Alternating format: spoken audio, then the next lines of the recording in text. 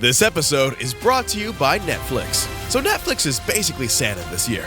2 NFL games on Christmas Day, streaming live. At 1 p.m. Eastern, it's Cowboys, Commanders. Then at 4:30, you've got Lions, Vikings. Midwest football, playoff stakes, and probably some snow. Watching holiday football is a tradition the whole family can enjoy. Open some gifts, grab some food, settle in, and watch NFL Live on Netflix this Christmas Day.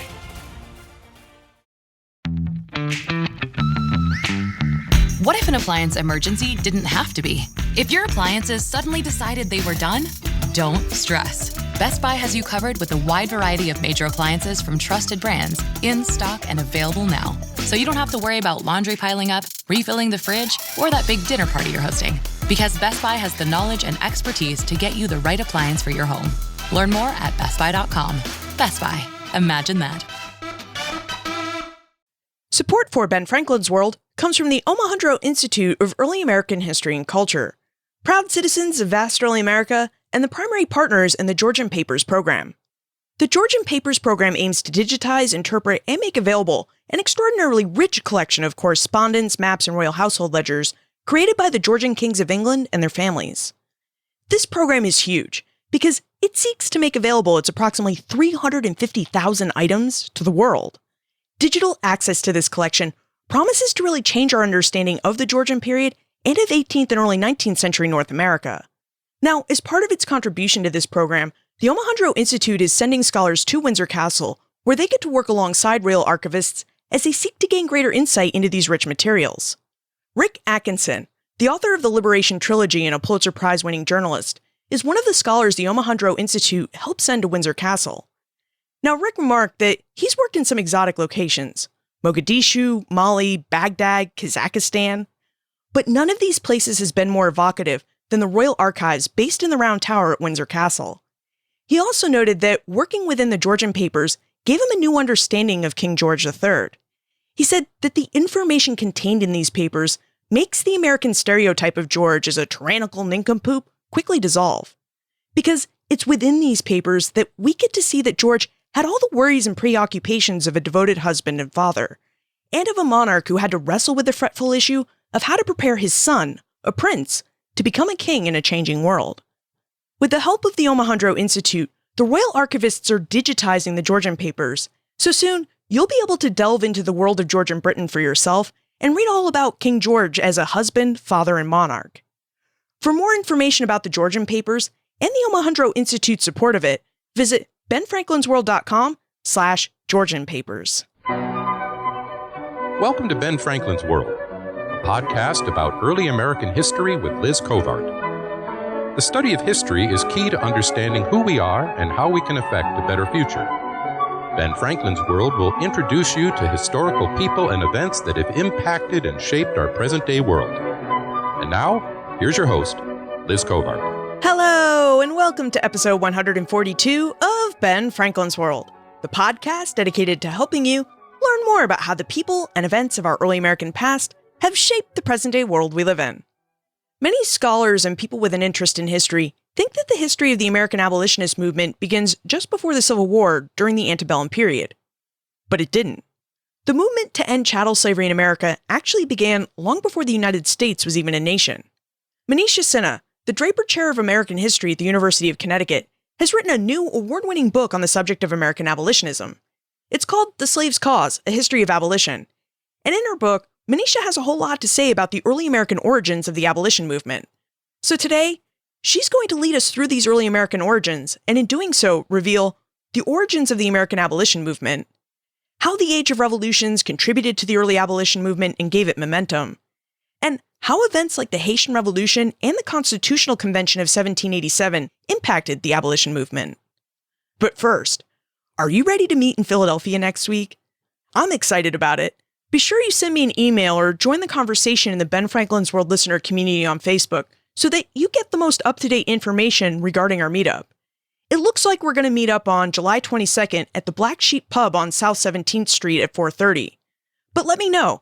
Tell me you're coming by sending an email to liz@benfranklinsworld.com or by joining the listener community by texting BF World to 33444. Okay, are you ready to explore the early origins of the American abolitionist movement? allow me to introduce you to our guest historian. With tidings and wisdom to share about our early American past, here is this week's special guest. Our guest is the Draper Chair Professor in American History at the University of Connecticut. She's interested in transnational histories of slavery and abolition, and she's the author of 2 books, The Counter-Revolution of Slavery, Politics and Ideology in Antebellum, South Carolina, and The Slave's Cause, A History of Abolition, winner of the 2017 Avery O. Craven Prize for the best book in the Civil War era. Welcome to Ben Franklin's World, Manisha Sinha. Thank you, Liz. Manisha, we're so glad you could join us because the history of abolitionism is quite fascinating, and according to your book, it's a movement with deep roots in early American history. Exactly. People don't generally associate the abolition movement with the 18th century, but I found its roots right back there. Now, in The Slave's Cause, you write about the history of the abolition movement as being more than just an antebellum or pre-Civil War phenomenon. So, would you provide us with an overview of what the abolition movement entailed and when it took place? Right. So I'm a 19th century historian, and when I started writing this book, I thought I would just write a 19th century story. But the more I wrote, the more I realized that this is not just an antebellum pre-Civil War story, that you had to go back to the roots of abolition in the 18th century and at the turn of the century, the era of the early republic. And what I found was that abolition as a movement really began during the Revolutionary Age. You had abolition societies, and many times these societies had been dismissed by historians as being gradualist and relatively conservative. But I thought that, they were actually somewhat ahead of their times and, deserved the name of abolitionists. So the abolitionist movement was really composed of people who were activists.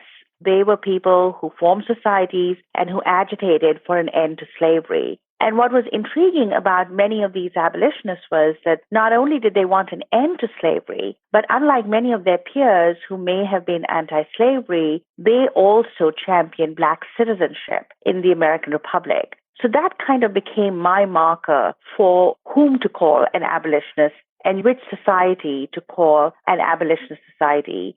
These were men and at times women and Blacks who, this is for the early period, who really believed in some form of racial equality. So to look at that, I looked at many of these, early abolitionist societies during the Revolutionary era that were fighting for an end to slavery in their respective states and that also were championing ideas of Black citizenship and equality. One of the curious things about your book, and in looking at the history of abolitionism as such a long movement, is that you labeled the sections of your book First Wave and Second Wave Abolition. And I couldn't help but read these section titles and think about the history of feminism. So, did you select and use these terms as an homage to feminism? Perhaps it was. What I wanted to do was employ a kind of a social movement perspective on the abolition movement. Many times abolitionists are just viewed as these cranks, fanatics, or religious enthusiasts. And in fact, if you look at the history of abolition and study its archives, you realize it was a radical social movement, just like feminism. And I like the first wave, second wave sort of periodization because this first wave of abolition in the 18th century, in the Revolutionary Age, has been overlooked. And also historians have overlooked some of the continuities in terms of issues and ideas between the first wave of abolition in the Revolutionary era and the second wave in the 19th century. So unlike previous historians of abolition, I don't see a break in the history between these two periods. And I thought the wave metaphor kind of captured that. And because I look at women in the abolition movement and the emergence of the first women's rights movement from within the abolition movement, I thought that was an apt metaphor. Let's dig into the first wave of abolitionism. In The Slave's Cause, Manisha notes that the history of abolitionism must begin with the struggles of the enslaved. Manisha, would you tell us about these struggles and how, where, and when abolitionism started?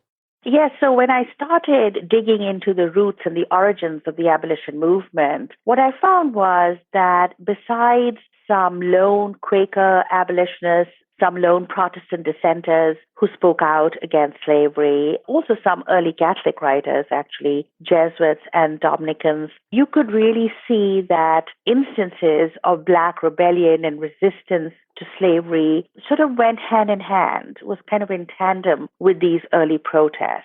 And many times these early protests on slavery sort of cited instances of slave rebellion and resistance as the source of their inspiration. So I thought it was important to look at some of the early instances of slave rebellion and running away, which slaves did right from the colonial era onwards, in tandem with the sort of early Quaker protests and early Protestant protests against slavery in British North America. So, it sort of begins with these what seem like isolated voices, but especially within Quakerism, it quickly coalesces into a kind of a movement where first the society itself starts divesting from the slave trade and slavery, but quickly becomes the sort of impetus to the rise of early abolition and manumission societies, like the Pennsylvania Abolition Society or the New York Manumission Society, which are the two most prominent ones. So, yes, I think that it is important to look at the role that people of African descent themselves played in inspiring these early abolitionist protests. It sounds like abolitionism got its start in both religion and with those who resisted slavery. Now, you noted the role early Quaker and Catholic writers played in founding the movement. What about early African writers? Absolutely. So, first you had these kind of religious protests against slavery in the New World. Just, a lot of it was looking at the extreme cruelty involved in enslaving others. So right from Las Casas down to Anthony Benezet and John Woolman, Benjamin Lay, some of these outstanding Quaker abolitionists, you could see how these men are sort of protesting against slavery based on some of their religious convictions. So for many Quakers, it was a violation of their peace testimony. Their protests against war and slavery went hand in hand. And what was interesting for me to see is that besides sort of acting on the ground, as it were, running away from slavery or being part of slave conspiracies and slave rebellions, people of African descent are very early on sort of writing against slavery. And a lot of them have been taught or have sort of joined churches, have been taught by clergymen, by ministers, become devout Christians themselves. And what was interesting for me to see was that many of them, including the young poet Phillis Wheatley, used Christianity to critique racism. And that was something that you find that was kind of ubiquitous in all early Black writing. Even those who said, well, maybe contact with Europeans was good in order for Africans to convert from heathenism to Christianity, even when they adopted that kind of missionary rhetoric, a lot of them quickly talked about how Africans were better Christians than Europeans because they actually believed in the brotherhood of man. And a lot of them used Christian ideas to critique sort of early ideas about inherent racial inferiority or early ideas, seeing Africans as not being part of the human family or having a different genesis. That was seen as anti-Christian because it went against the story of creation in the Bible, but it served African writers well to use those Christian stories of the creation of man, monogenesis, to argue for racial equality and against sort of the new science of man, which was kind of a predecessor to what we would call scientific racism in the 19th century. So yes, Christianity plays an important role in early African protests against racial slavery. Do we know just how widely read the works of Phillis Wheatley and other early African writers were? That's a good question. Phillis Wheatley is actually quite remarkable because she is published in London.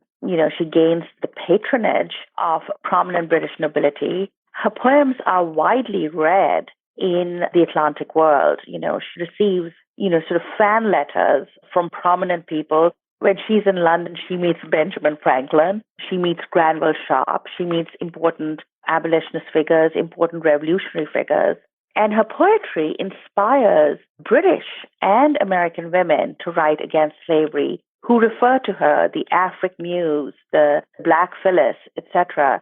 So, I haven't actually done a count in terms of how many people actually read her poems, but she is widely read. Her letters are printed in newspapers in New England. Her poetry, is well known and is known long after her death in 1784. She is constantly referred to by abolitionists, and her poems are reprinted well into the mid-19th century. Now, in addition to these early African writers and Quaker activists, Manisha notes in The Slave's Cause that the Age of Revolutions is really what helped give rise to the first wave of abolitionism. Manisha, would you tell us what the Age of Revolutions was and why and how ideas of that age intersected and even clashed with ideas about slavery? So, we all know that Enlightenment ideas, revolutionary ideas about liberty, equality, and fraternity had at least aspired to make certain universal claims about freedom. And clearly, for people of African descent, these ideas were inspiring, but at the same time, it was quite clear that they were not included, either intentionally or just by oversight, in these ideas.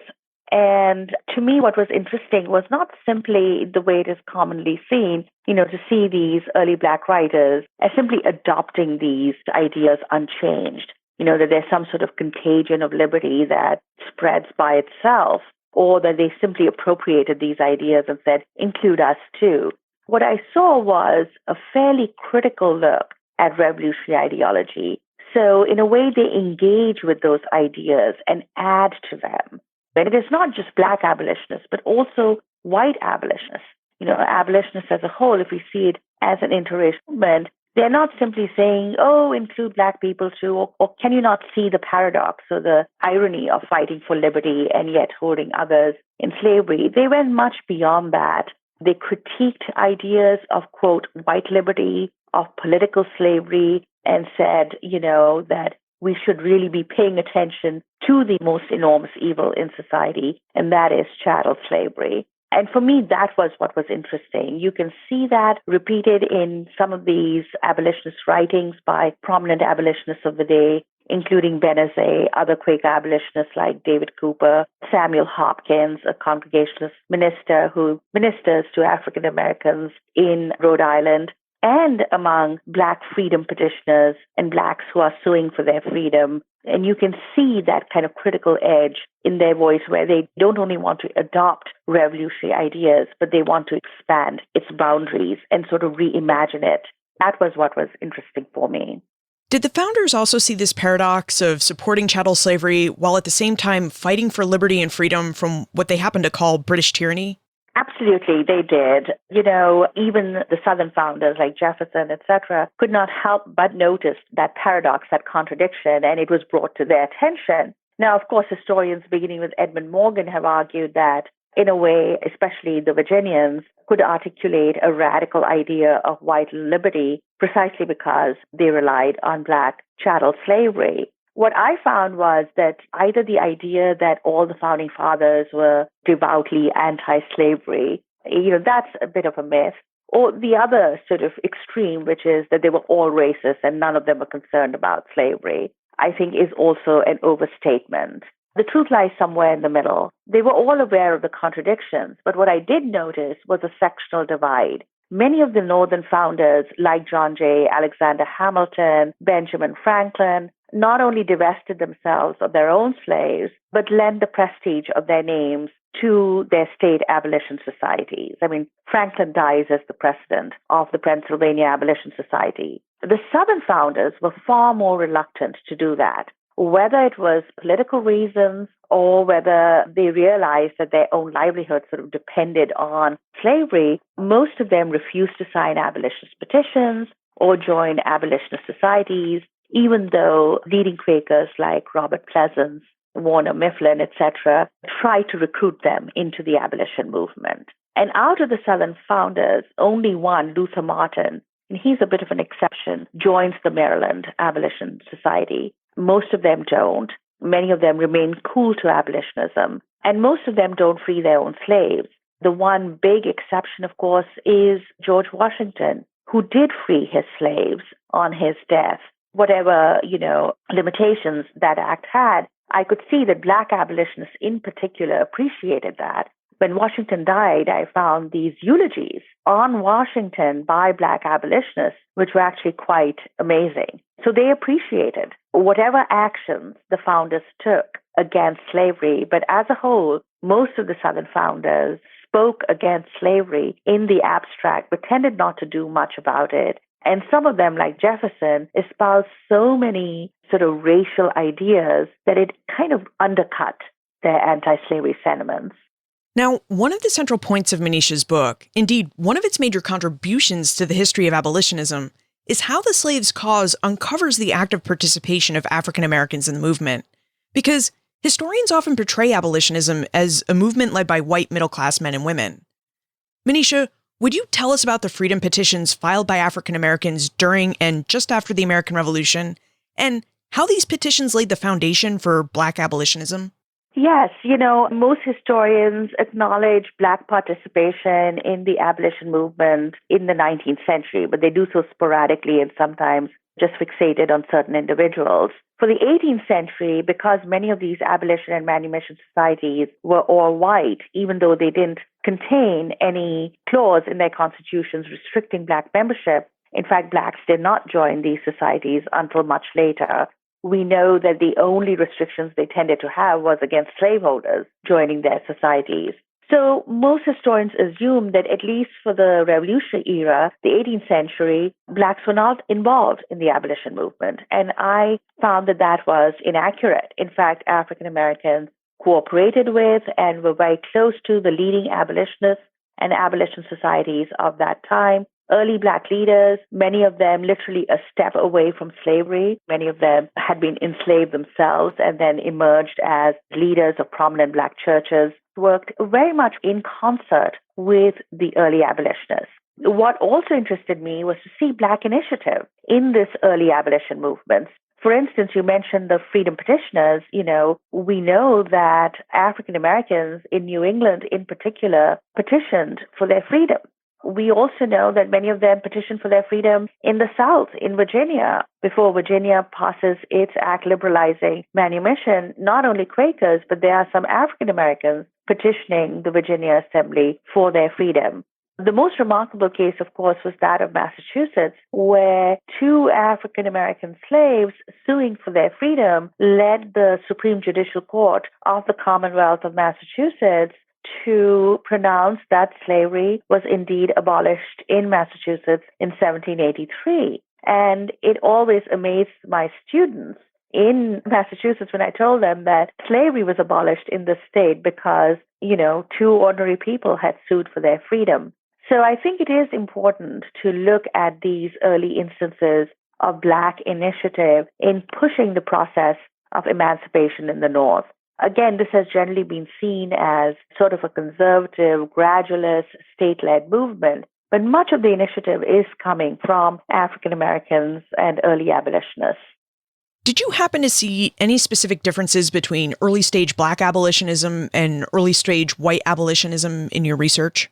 Well, of course, for most African Americans, they spoke from firsthand experience in dealing with slavery and, of course, with racism and second-class citizenship later on. So you could say that clearly there is that difference between Black abolitionists and white abolitionists. What I tended to see, though, in my reading of the abolition movement from the start and to the end was a lot more interchange, a lot more overlapping than strict racial boundaries.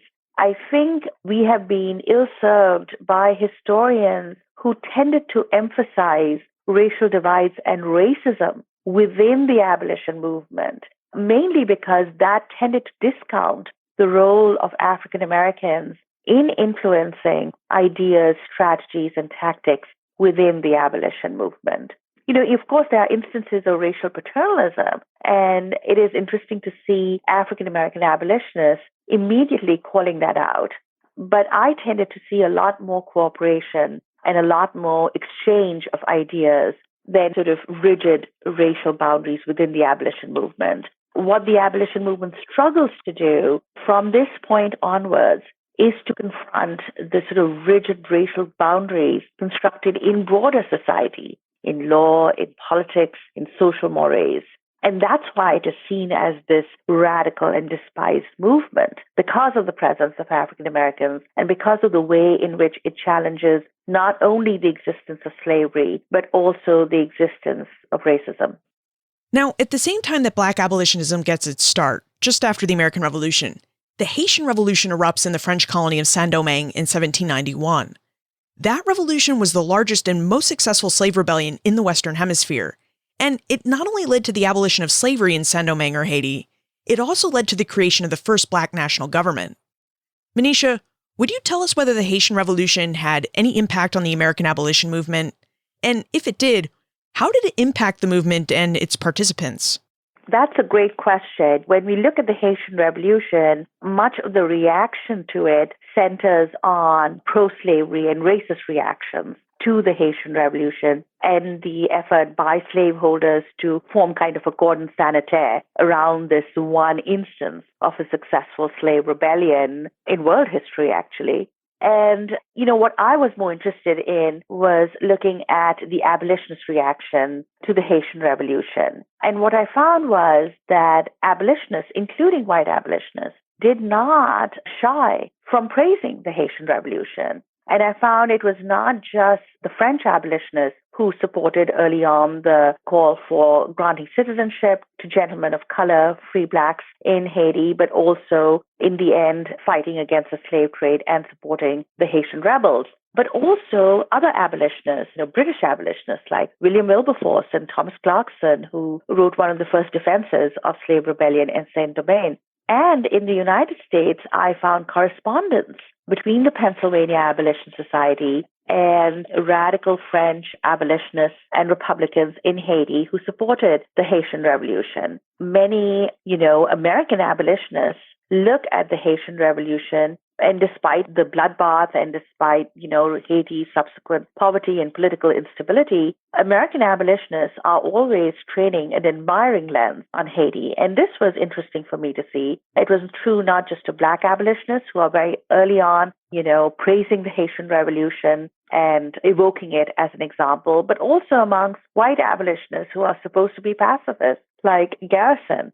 He begins his first issues of The Liberator in writing articles in defense of the Haitian Revolution, something that you would not expect to see. I also found that Black Haitian immigrants to the United States joined the abolition movement, and some of them became agents of Garrison's Liberator. So the connection with Haiti is ongoing, and it continues throughout the Antebellum period when many Black and white abolitionists become champions of immigration to Haiti, even though they are against colonizing free Blacks back to Africa or deporting them back to Africa, as some white statesmen suggest.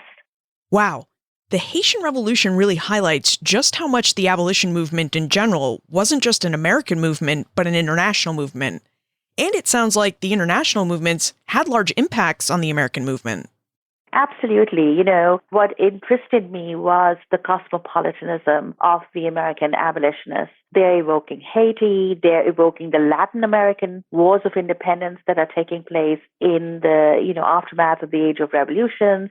They evoke later on in the 19th century the European revolutions for Republican governments, Republican self-government. They really seem to be interested in harnessing international progressive forces against slavery. And they see slavery in the United States as a remnant of the old world, as a remnant of tyranny, of monarchy, of the ancien regime, something that the American Republic needs to get rid of. And you see this not just amongst white abolitionists, but also Black abolitionists who are constantly evoking revolutions and notions, progressive notions of self-government and democracy in order to critique slavery. The long period of emancipation in northern states began after the American Revolution. Manisha, would you tell us about this long period of northern emancipation and how it was driven not by a waning economic need for slaves, but by the Black desire for freedom?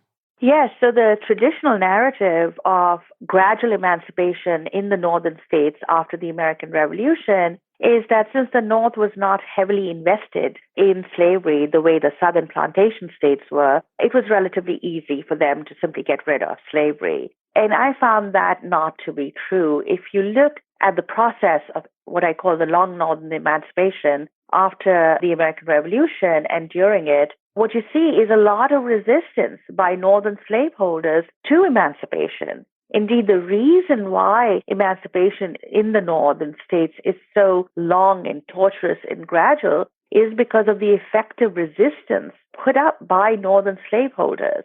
So even though slavery was not the defining feature, perhaps, of northern economies, though it was very prominent in cities like New York, which had the largest number of slaves after Charleston, South Carolina, that is the largest number of urban slaves, or in certain areas of the North, like the Narragansett Valley in New England, or in the Hudson River Valley in upstate New York, you had farms that relied on slave labor to a large extent in those areas.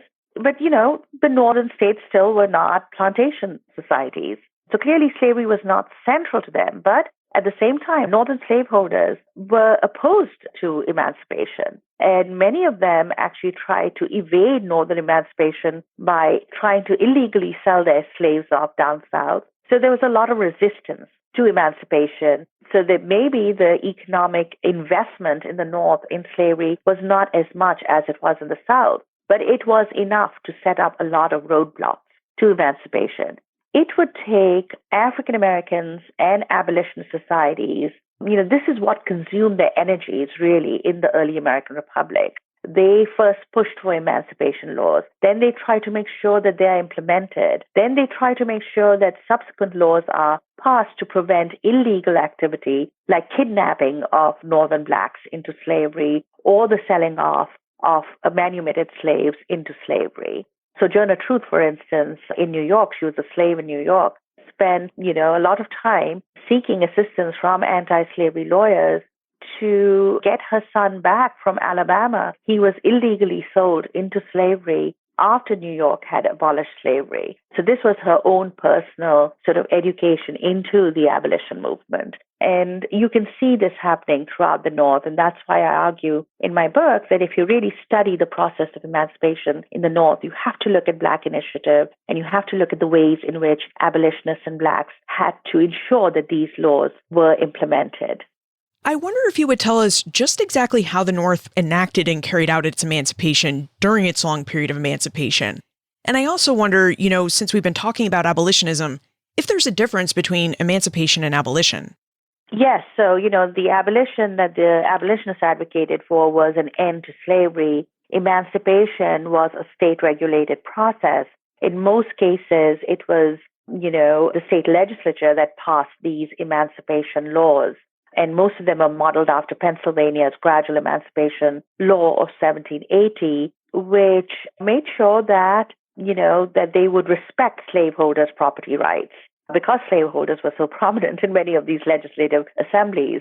So what you had was a process of gradual emancipation that freed children of slaves, but not the slaves themselves, and had these children many times work for their freedom, literally be apprenticed to their masters till they reached adulthood. And each state had differing ages for men and women from when exactly they would be freed. But Pennsylvania's law was the model. Now, some states were more immediatist and were kind of more abolitionist, you could say. I've already told you a bit about Massachusetts, which was a little exceptional, but also Vermont, for instance, which abolished slavery in 1777 in its state constitution. Vermont was known for its radicalism. And when it was formed as a state, in fact, it was the only state that established universal manhood suffrage, but it also abolished slavery. But even in Vermont, we find cases of African Americans who were a very minuscule part of that population, around 2% of the state's population, suing for their freedom and making sure that the abolitionist provisions of the Vermont Constitution are upheld. So there are actually cases in Vermont state courts with Blacks suing for their freedom or fighting against masters who are trying to illegally sell them off. So, yes, the process of emancipation in the North is interesting. It varies between these sort of more immediatist cases in New England versus the more sort of gradual emancipation laws that are passed in states like Pennsylvania, New York, and New Jersey. New Jersey is the last state to pass a gradual emancipation law in 1804, and its process of emancipation is really long drawn out, so that even on the eve of the Civil War, you had lifetime indentured servants who were formerly slaves in New Jersey. So it is a long process, and it works out unevenly in these different northern states. From the slaves' cause, we get the idea that the Constitutional Convention of 1787 and the compromises made during that convention actually contributed to the long drawn-out process of emancipation and abolition in the North. Manisha, Would you tell us about the compromises that were made during the Constitutional Convention and why those compromises delayed abolition in places like New York and New Jersey? So in the Constitutional Convention, abolitionists, especially Hopkins, who wrote this sort of open letter to the delegates of the Constitutional Convention, were really hopeful that at this moment of state formation, of the founding of the Republic, that the convention itself would take some step towards ending slavery and at least would immediately end the African slave trade that had been suspended during the Revolutionary era. Instead, you have all these compromises in the Constitutional Convention because Northern founders realized, even those that were anti-slavery in sentiment, realized that they needed to have a union with Southern slaveholders. And, the classic compromises in the Constitution, which does not mention the word slavery, but gives it some kind of ironclad protections with the Fugitive Slave Clause that allows Southern laws of slavery to be respected throughout the Union. You have the delay of the ban on the African slave trade. The clause in the African slave trade basically says that it cannot be abolished until 1808. This leads some southern states like South Carolina to literally reopen the African slave trade. So for abolitionists, these are all setbacks. And then, of course, there is the 3/5 clause that gives slaveholders extra representation in the House of Representatives for holding slaves. Many times this clause is seen as saying that African Americans were seen as 3/5 of a human being. That is incorrect. It does not say that. It simply counts the slaves at a 3/5 level for representation in the House of Representatives. In fact, Southerners wanted them counted fully so that they would gain even more representation in the federal government. Now, these were all setbacks for abolitionists who felt that this moment would not come again, meaning that you're writing the fundamental law of the country at this time. And many abolitionists felt that if the founding fathers were true to their Republican principles, they would at least ensure that there would be some sort of provision, not just for the immediate end, but even for a gradual end of slavery. So they saw the Constitutional Convention as a setback. And now, of course, the debate over the Constitution had far more to do with the principles of federalism. There were some sort of anti-federalists in the South who felt that too strong a federal government had been created that could eventually act against slavery. On the other hand, you had anti-federalists in the North who felt that not enough action had been taken against slavery. But the point remains that for abolitionists, this was seen as a setback. And because the Constitutional Convention itself did not take a strong stance against slavery, you had this delay in the unfolding of abolition, even in the North.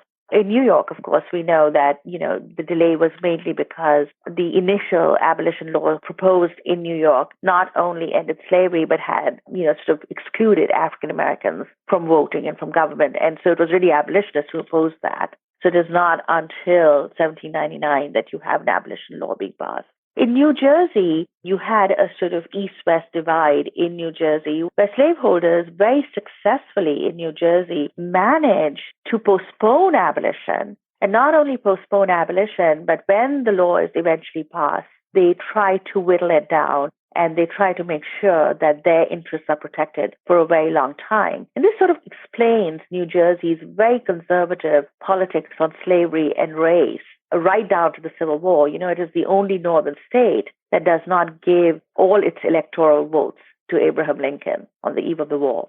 This is really fascinating because, I don't know about you, but in my New England school education, we learned that all the compromises on slavery that came with the Constitution were pushed for by the Southerners.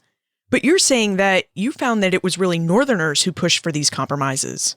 Well, you could say the North acquiesced in a lot of these compromises over slavery. And you can see Northerners of anti-slavery sentiment putting nationalism and creating the American Republic above anti-slavery. You could say that. They realized that if they were going to form this nation, so even people who are arguing for the new Constitution, people like Hamilton, like Jay, who are very much associated with the New York Manumission Society, with abolition societies, they are willing to sort of put their anti-slavery sentiments in the back burner in order to create this new nation. What is tragic is that once you had those ironclad protections or recognitions for slavery in the Constitution, it would take a bloody civil war to get rid of it, and it would take the remaking of the U.S. Constitution through the 13th, 14th, and 15th Amendments after the Civil War to entirely get rid of the vestiges of slavery.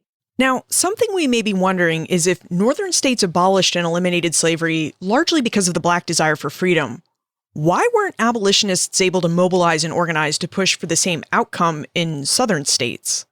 Yes, of course, emancipation is a complicated process that involves many actors. So it is not only Black desire for freedom, but clearly Black desire for freedom is the underlying sort of impetus for emancipation. They have allies, both political and abolitionists, that helps make this a reality in the North.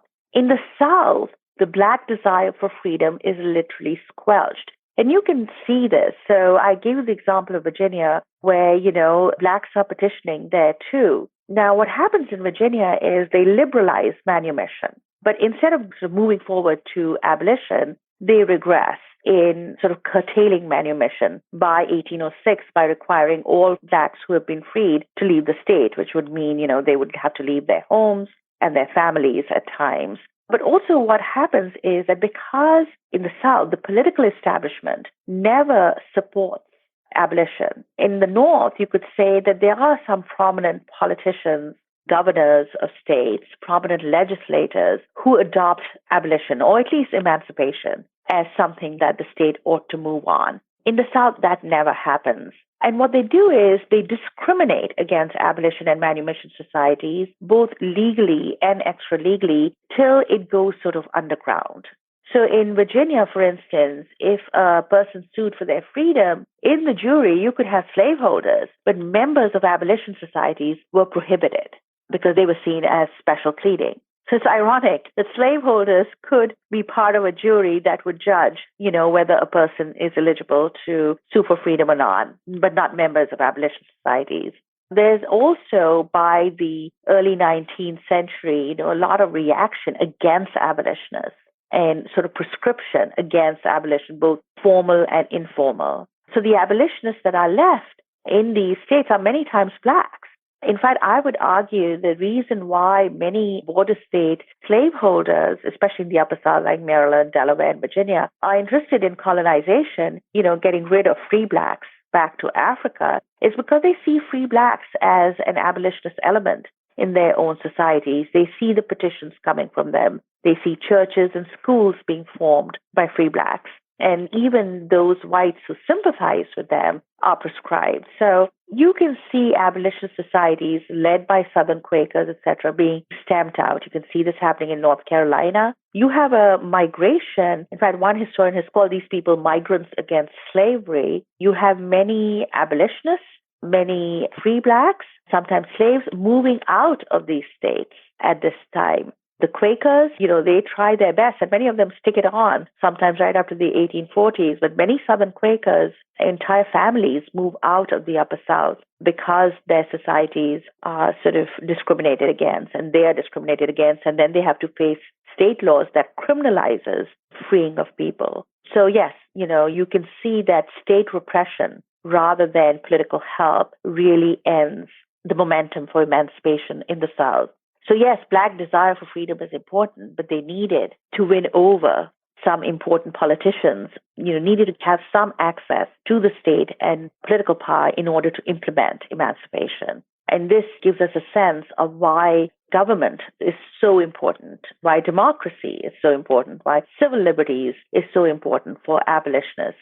They always link the cause of the slave to these broader questions about democratic principles, because they realize that in order to implement emancipation, one has to have access to state political power, and something that abolitionists learned, of course, during the Civil War.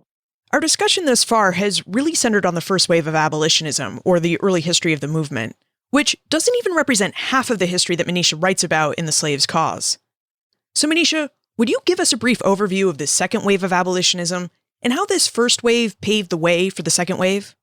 Yes, so it was important for me to trace the second wave of abolition as being even far more interracial and radical than the first wave was. And of course, it includes women not just in formally organized anti-slavery societies, but also in positions of power within the abolition movement. That creates a rupture within the abolition movement. But the point remains that the second wave of abolition really builds on this foundation that is laid by the first wave of abolition. And what I saw was that it becomes more and more radicalized. You have this phase of the development of the Underground Railroad, where people are challenging Southern laws of slavery, even the federal fugitive slave laws, in far more activist and confrontational ways, even before the crisis decade of the 1850s. But you can also see them employing the law and employing northern emancipation laws against slavery, trying to establish the freedom principle for the Republic as a whole, trying to confine Southern slavery, prevent its spread, trying to make sure that it is eventually gotten rid of.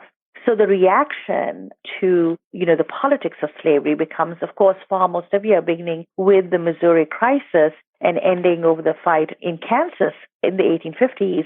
You can see that Northern abolitionists and anti-slavery politicians are really coming to grips with what they call the slave power, the power of slaveholders within the federal government that has been laid to a certain extent by the 3/5 clause of the United States Constitution and the Fugitive Slave Law, but also reckoning with slavery in very diverse ways, whether it came to the rescue of fugitive slaves by abolitionist crowds in courts, or whether it was using writs of habeas corpus to try to implement northern laws of freedom in the North itself, preventing slaveholders from sojourning with their slaves in the North or from even residing in the North, and therefore flouting local emancipation laws. You can see this sort of gathering momentum that leads to the creation of the anti-slavery Republican Party, and that leads to the rise of Lincoln. So yes, it was important for me to tell that story. And in a way, it builds on, but it also expands the horizons of abolition. And abolition really comes into its own before the Civil War. And we normally do not look at the abolitionists as emancipators, but they were. And it is difficult for me to think of emancipation during the Civil War without this long prehistory of abolitionist agitation. I wonder if we could take a look behind the scenes of the slaves' cause, because your book is a really comprehensive study of abolitionism. So I wonder if you would take us through what it was like to research and write your book. I mean, you must have visited a ton of archives and faced a number of research challenges along the way. Yes, this is 10 years of my blood, sweat, and tears, as I always put it. I researched and wrote this book over 10 years. I did not plan to write a big book. The book began as a history of African Americans within the abolition movement, which I then realized I could not tell in isolation. It grew into a broader history of abolition. And then I realized that many of these abolitionists, my sources actually expanded my book. Many of the 19th century abolitionists are referring to this earlier wave of abolition. And I found myself going right back to the 18th century. I was lucky that as I wrote this book, many of the sources that I was looking at got digitized. And that was of tremendous help to me. So, of course, I, visited the archives. I went to the New York Public Library, the Library of Congress, the New York Historical Society, to the Library Company in Pennsylvania, the Historical Society of Pennsylvania. And I was lucky to be living in Massachusetts, the Anti-Slavery Collection at Boston Public Library. This research project began in the American Antiquarian Society, which has an amazing collection of abolitionist newspapers and pamphlets.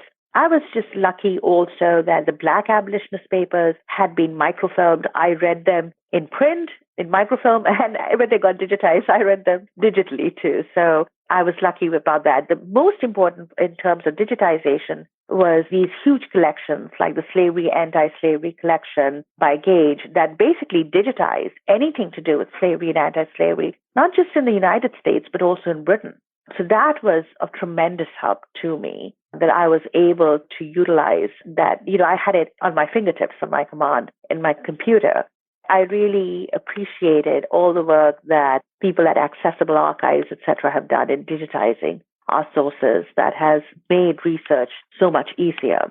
I also read the large amount of secondary literature on abolition. Many times historians write and they sometimes are reinventing the wheel because there's an amazing amount of secondary literature on abolitionists. And it was important for me, even when I disagreed with them, to read that. And it was an education in itself to simply cover the vast abolitionist historiography. And I think that is what gave me a sense of writing the big book, not just as a compilation of kind of facts and figures, but really to have the analytical framework in my brain. It was important to do that work, to do all that reading, because I think we miss out when we do sort of selective research or selective reading in the secondary sources. We miss out on this broader picture of abolition. And I think I was able then to kind of overturn some of the many conventional wisdom on abolition, which is sort of repeated endlessly in textbooks and by other historians writing about other materials, simply because, people, instead of going back to the archives, tend to simply repeat what is the received wisdom on the topic. And I really wanted to interrogate that. And that's why I ended up writing the big book on abolition. Let's jump to the time warp. This is a fun segment of the show where we ask you a hypothetical history question about what might have happened if something had occurred differently or if someone had acted differently.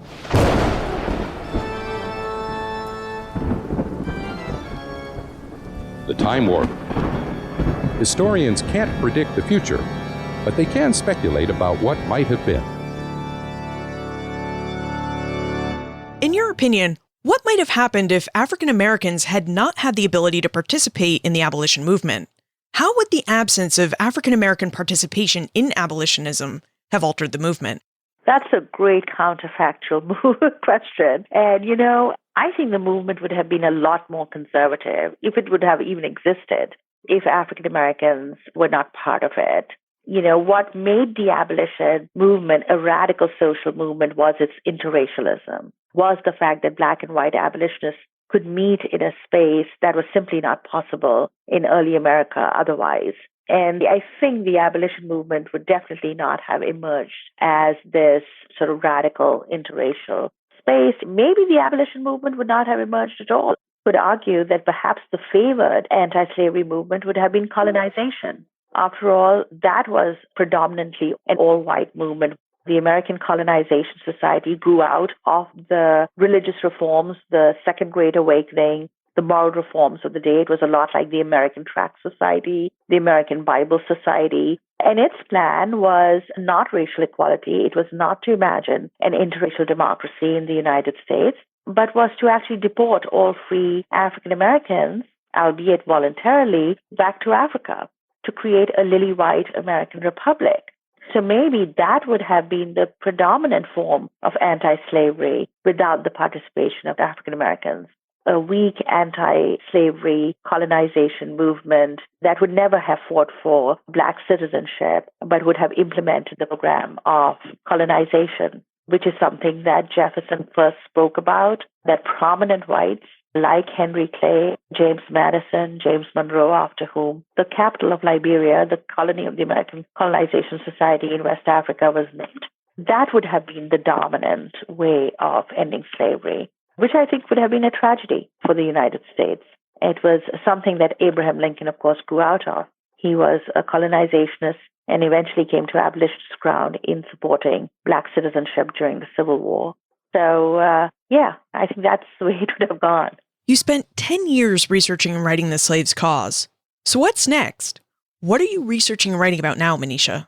I am actually writing a new book on Reconstruction right now. So that's moved me now to the end of the 19th century, to the turn of the 20th. So it seems my work is spanning the chronology of American history. I think I will still stick to the 19th century mainly, but I'm writing a new book on Reconstruction. A lot of the new literature on Reconstruction since Eric Foner's magnum opus has tended to highlight the failures of Reconstruction, and I think I'm going to have a slightly different look at it, really look at the abolitionist origins of Reconstruction, look at what Du Bois centered in his history of Reconstruction, as its subtitle says, the role Black folk played in reconstructing American democracy, but also look at women and westward expansion and the subjugation of Native American nations in the aftermath of Reconstruction. So a new history of Reconstruction that I think will probably not be as big as this book on abolition, but will point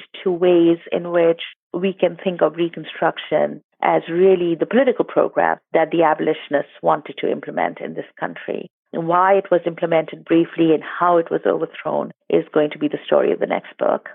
Is there a place on the internet where we can go and find more information about you and your work and how we can contact you with questions? Absolutely. You can go to my profile in the Department of History at the University of Connecticut, and also to my profile in the Distinguished Lecture Series of the Organization of American Historians.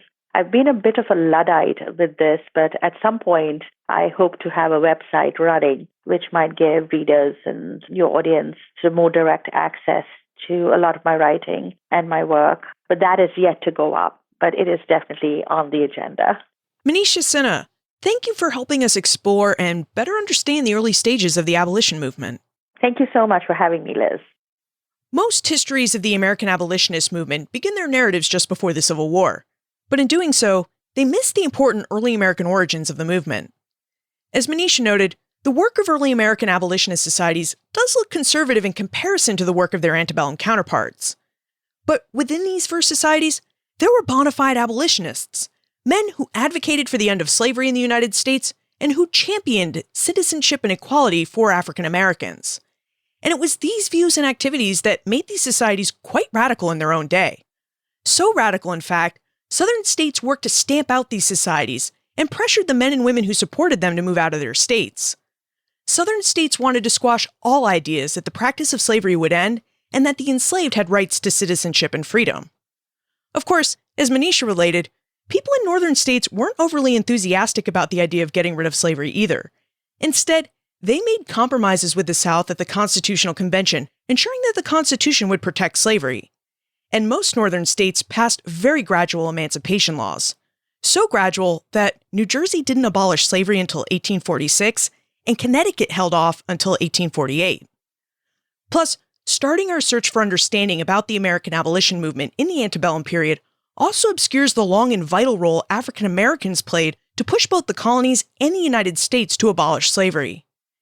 As Manisha revealed, enslaved African Americans resisted slavery, filed freedom suits, and in some cases spoke out and wrote against the institution of slavery. Free African Americans also participated in abolitionism by forming their own abolition organizations and societies, and by working in concert with their white counterparts to bring the institution to an end.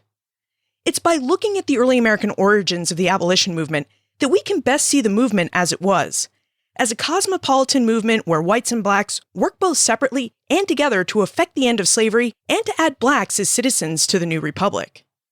Look for more information about Manisha, her book, The Slave's Cause, plus notes for everything we talked about today on the show notes page, benfranklinsworld.com/142.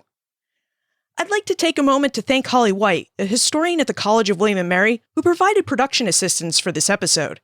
Thank you for all your help, Holly. Now, during our conversation, you heard Manisha mention just how important the digitization of historical materials has been for her research. This is why the Omohundro Institute became the primary partner in the Georgian Papers program, and why they support so many other initiatives to digitize historical records. They want historians and anyone else with an interest in history to be able to access these important collections. To learn more about the Omohundro Institute and its great work to support the Georgian Papers program, visit benfranklinsworld.com/Georgian Papers. Finally, what do you think about the early American abolition movement? Do you think we can view it as a radical movement? Let me know. Send an email, liz@benfranklinsworld.com, tweet me, @LizCovart, or post a comment in our listener community on Facebook. And remember, never leave till tomorrow that which you can do today. Are you interested in the parts of history that remain a mystery? Do you want to learn more about the historical myths and misconceptions used to prop up false belief today? I'm Nathaniel Lloyd. In my podcast, Historical Blindness, I delve into all of these topics, sharing puzzling tales from the past and examining hoaxes, conspiracy theories, and misremembered events that provide insight into modern politics and religion. New episodes every 2 weeks. Find Historical Blindness on most podcast players and platforms. As a long-time foreign correspondent, I've worked in lots of places, but nowhere as important to the world as China. I'm Jane Perlez, former Beijing bureau chief for the New York Times. In our third season of Face Off, the US versus China, we'll explore some of the biggest issues dividing these global powers today. Trump and Xi Jinping, AI, China's growing military might, and also robots. New episodes of Face Off are available now, wherever you get your podcasts.